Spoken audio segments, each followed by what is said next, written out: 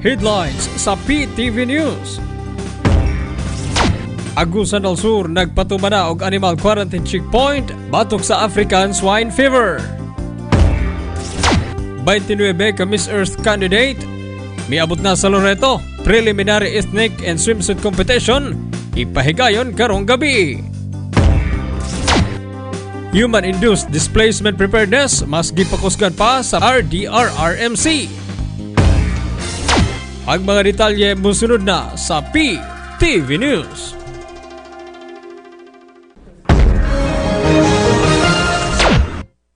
Maayong adlaw, ani ang detalye sa mga nagunang balita sa PTV News. Gisugda na sa Provincial Veterinary Office sa Agusan del Sur ang animal quarantine checkpoint dito sa Barangay Pulang Lupa, lungsod sa Trento.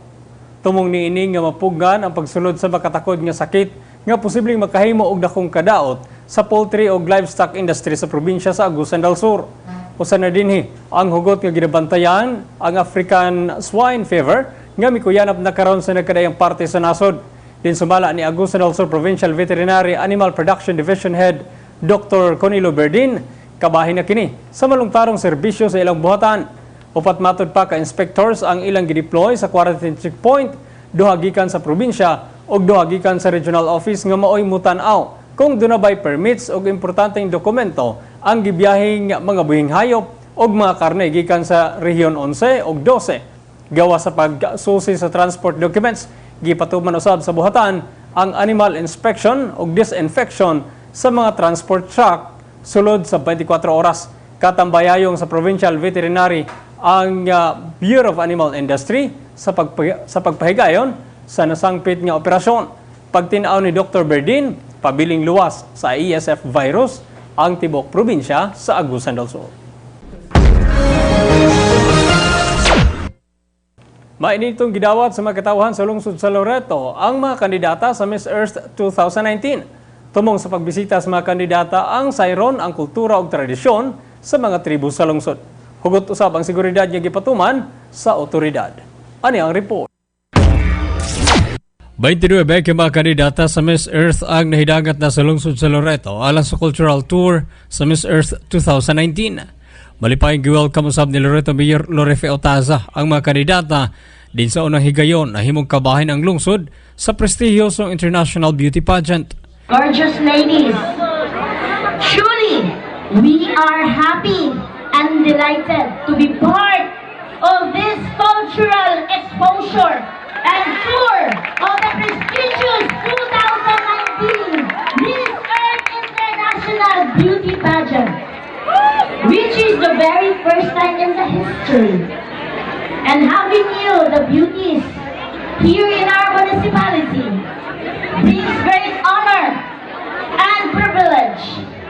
I could only hope that you will have an enjoyable and enriching time with us. Gawa sa pagbisita ug pagdiskubre sa unique nga kultura ug tradisyon sa tribo sa Loreto, ipahigayon usab ang preliminary ethnic and swimsuit competition karong gabi October 4.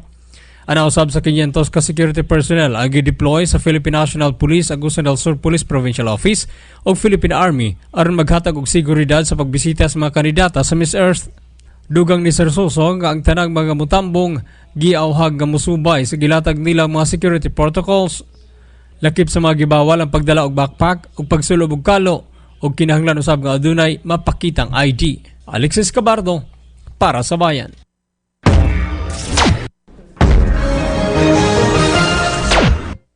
Usa ka bilateral meeting ang gipahigayon tali nila Pangulong Rodrigo Duterte ug Russian President Vladimir Putin. Sumala sa duha ka lider, mas paliguonon pa sa Pilipinas ug Russia ang relasyon ug kooperasyon. Ani ang report. Nagpahigayon og bilateral meeting si Pangulong Rodrigo Duterte ug Russian President Vladimir Putin. Gipasalamatan ni Pangulong Duterte si Putin sa imbitasyon ug naglaom nga ang nasangpit nga meeting magapalig-on pa sa maayong relasyon sa Pilipinas ug Russia. In the past 2 years, you have seen a dramatic increase in bilateral activities across many areas of cooperation at various levels of government. We have also made historic firsts in the key strategic areas from economic to defense, security, and military technical cooperation. In 2018, BRP Tarlac made a port call at Vladivostok, the first ever by Philippine Navy. This was highly a political issue and importance, given that a few years back, this would have been unthinkable. We have established high-level consultative mechanism between our foreign ministries, national security councils, and economic agencies. Kauban ni Pangulong Duterte ang miyembro sa iyang gabinete, lakip na si Senador Bongo ug Philippine Ambassador to Russia Carlos Sureta. Sumala kay Pangulong Duterte, dugay na niyang gihandom nga subling makabalik sa Russia. Mahinumduman nga naputol ang katapusang pagbisita sa Russia ni adtong 2017 tungod sa nitabong krisis sa Marawi. Apan sumala sa Pangulo nga sukad kani adto bilig-on pa ang relasyon sa duha ka nasod, partikular na sa economic, defense ug uban pa.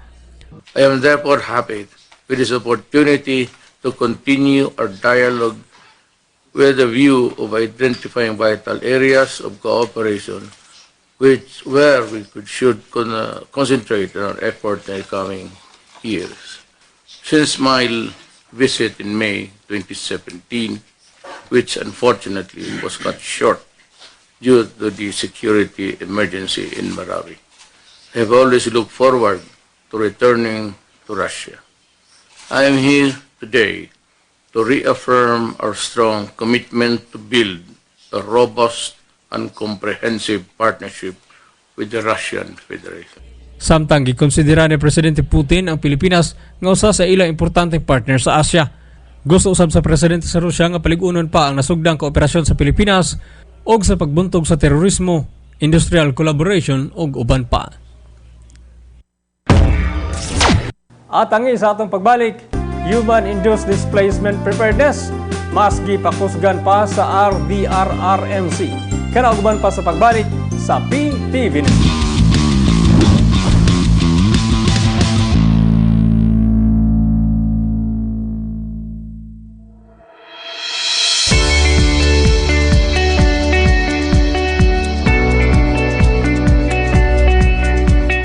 Kay gumikan niini na mahimo kong educator o sa ka magtutudlo, nahawas ko gikan sa kalisod sa kinabuhi.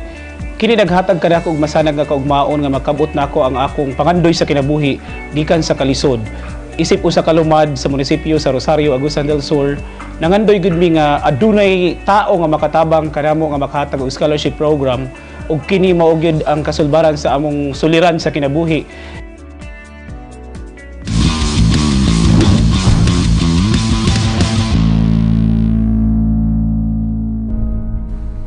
Base sa record nga gipagawa sa Provincial Health Office, pinaagi sa Provincial Epidemiology and Surveillance Unit, sa entero Agusan del Sur, miabot na sa 2,237 ang nabiktima sa dengue infection sukad Enero hangtod September ning tuig 2019, diin pito niini ang nakabsan sa kinabuhi. Tungod sa maong sitwasyon, nang limbasog karon ang provincial government sa Agusan del Sur, pinaagi sa Provincial Health Office nga pakigbatukan ang maong panghitabo pinaagi sa pagmugna og simultaneous clean-up drive sa entero probinsya.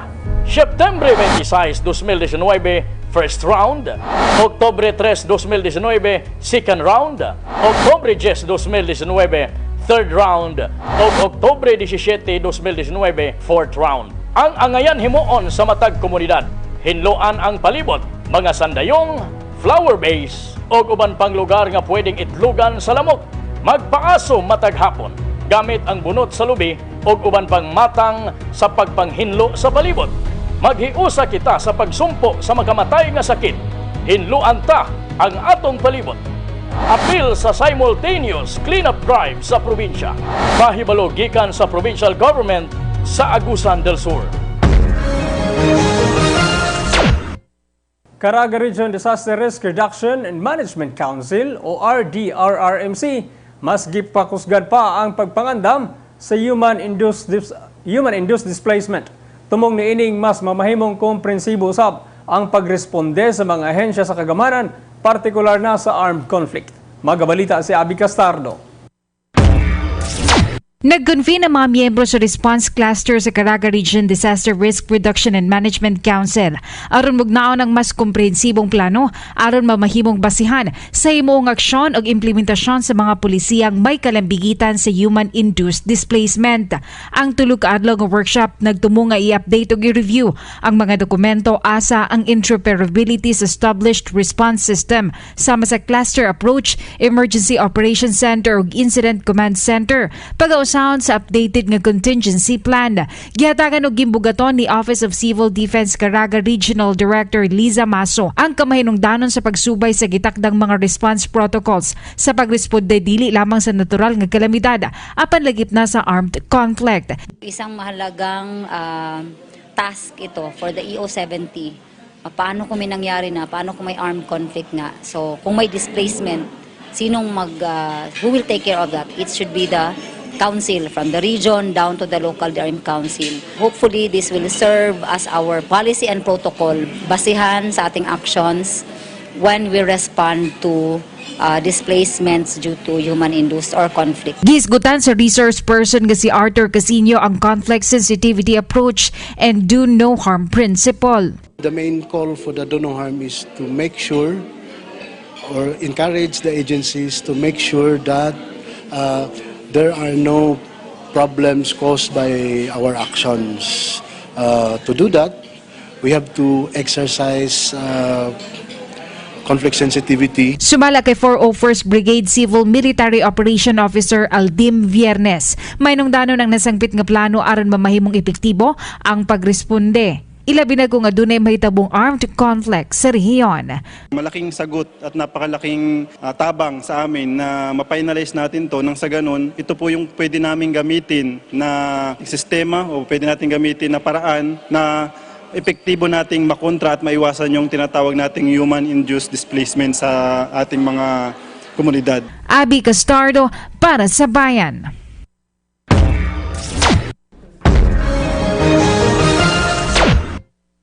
Usa ka impeachment inquiry karon ang gikasa sa mga Democrats batok kay US President Donald Trump.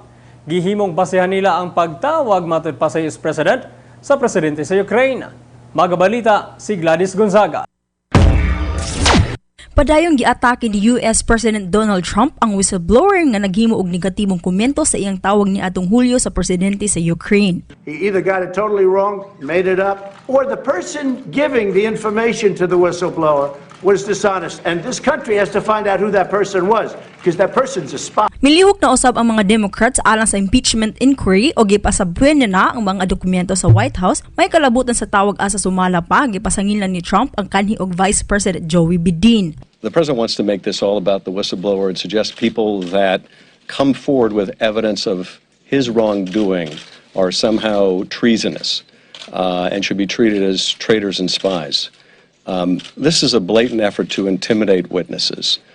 It's an incitement to violence. Gibalik pa sa presidente ang iyang mga akusasyon nga matud pa nagbudhi si Representative Skiff sa pagbutyag sa iyang mga tawag. The language that the president is using right now is quite unprecedented and quite dangerous. To accuse sitting members of Congress of treason, which is a specific statute under federal law with a very specific burden and high burden to meet, is inappropriate. Tulo ka komite na ang mga nag-schedule og deposition og kasamtangang state officials. Lakip na si Volker nga nag-resign nga Ukraine envoy o ganhi ambassador to Ukraine Maria Vanovich. Sumala kay Secretary Pompeo padayong ginapasumanginlan sa Democrats o ginabuli ang State Department. Si Pompeo kinsa gipailalom sa subway na aminadong lakip sa tawag sa telepono ni atong Hulyo. The phone call was in the context of, now I guess I've been the Secretary of State for coming on a year and a half.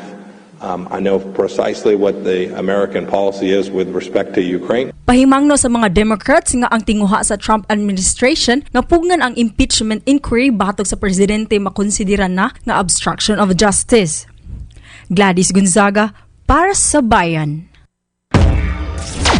At ang isa atong pagbalik sa balita sa paugnan sa kusog, si Games Flames gipasa na sa Malaysia sa Pilipinas nga mao'y host sa 2019 Southeast Asian Games. Ang mga detalye sa pagbalik sa PTV News.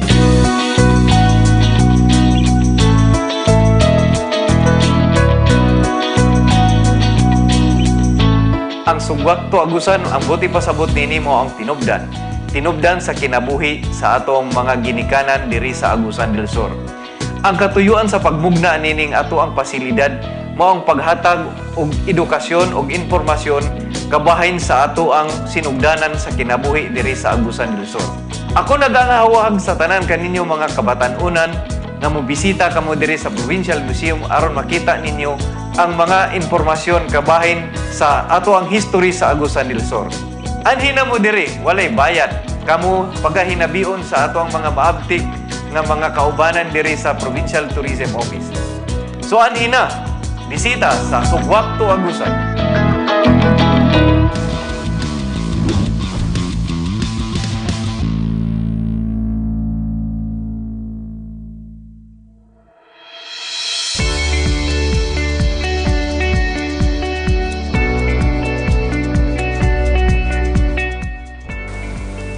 Mahinungdan kayo para sa kuha ang pag-avail ani nga program sa government kay unexpected ang akong pagbalik sa Singapore way back 2013 og medyo kulang financially, so gitawagan ko sa ako ang employer nga pabalikon og tungod ni ani nga programa sa government nakakuha din mig assistance financially gikan sa ilaha.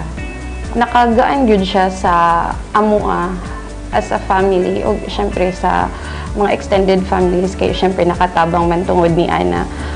Karon nakaput up na mi og among kaugalingong negosyo, tabang pud sa akong bana nga very hardworking. Na nami water refilling station nga mga 5 years na pud siya. And then nakasugod na pud mi og pabalay para sa among pamilya kay sa una nagpuyo pa man mi sa amo ang sa iyang parents. So dito mi nagstay for mga 3 years pud siguro. So kaloy sa Ginoo karon na nami sa among kaugalingong balay. Chance naman yun siya nga akong ihatag sa mga Agusanon nga doon na interest nga mo abroad, but then kulang sila og mga financial nga unsa ni pagpanginahanglan. So ang ato ang peso based sa ato ang natay ordinance number 13 series of 2018 nga diin ato ning gihatagan og fly now pay later plan di atong would be OFW and the OFW kay dili tanan OFW dunay capacity to go back, no na siya nga ang ato ang mga OFW na nga dunay kakulangon gihapon nga ibilin ba kasi ilang family or ilabagahang inegosyo, pwede sila mo baro dinhi sa peso, mo anhi lang sila dinhi, mo submit lang sila sa necessary documents, mo comply lang sila aron ato ang ma-process ang ilahang application.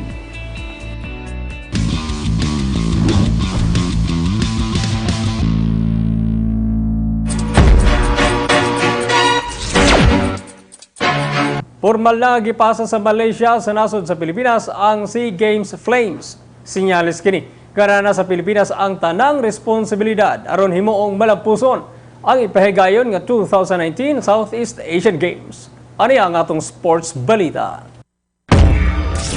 I have no doubt that the 30th SEA Games will provide a spectacle to showcase the best of the human spirit, and that the Philippines will enthusiastically welcome and amaze us with their joy of life and their passion for sport.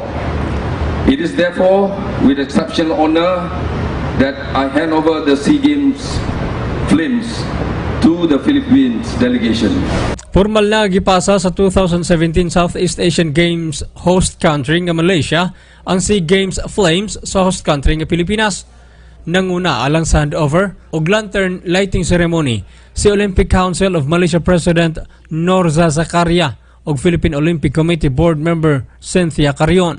Mitambong usab sa seremonya sila Philippine Southeast Asian Games Organizing Committee Chief Operating Officer Ramon Susara, Philippine Sports Commissioner Saira Kiram, Kapas Tarlac Mayor Rinaldo Katakutan ug Malaysia's Minister of Youth and Sports Syed Sadiq Syed Abdul Rahman ug uban pang mga sports officials.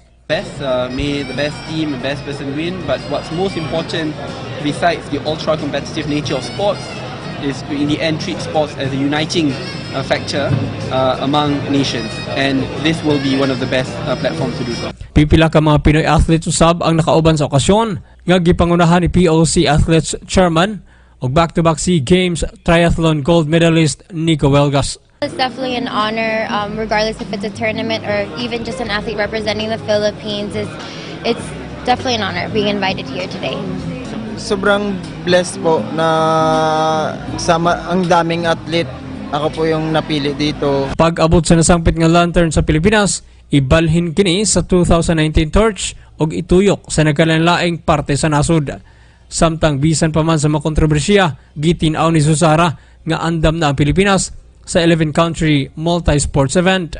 Despite all the challenges, issues, problems, the Philippines is ready. 57 days to go, the Philippines is ready to host the 30th Southeast Asian Games.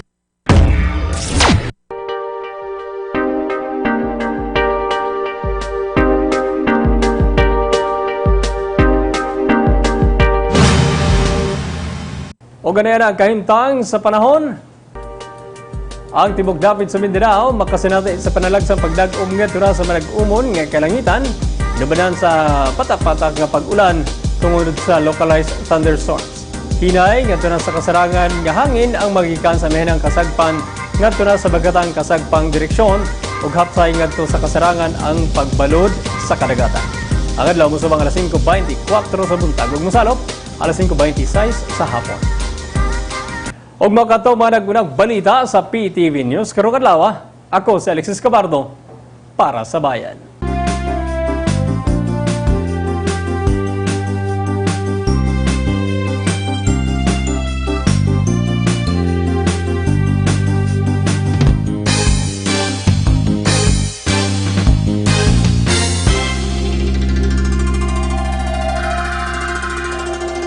Thank you.